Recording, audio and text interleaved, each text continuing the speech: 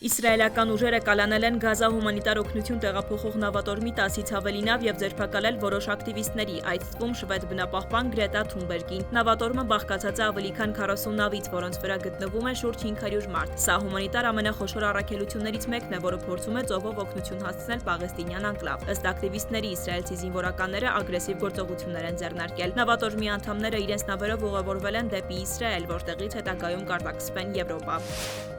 Հոկտեմբերի 2-ին պաշտոնապես ուժի մեջ է մտել Ռուսաստանի և Իրանի միջև համապարփակ ռազմավարական գործընկերության մասին պայմանագիրը։ Փաստաթուղթը սահմանում է երկարաժամկետ հեռանկարում երկկողմ համագործակցության բոլոր գերակայությունների առանցքային ուղենիշները։ Ռազմավարական գործընկերության հաստատումը ենթադրում է, որ Մոսկվան ու Թեհրանը կամրապնդեն փոխգործակցությունը միջազգային ասպարեզում տարածաշրջանում կայունության և անվտանգության ամրապնդմանն ուղղված համատեղ ջանքերը։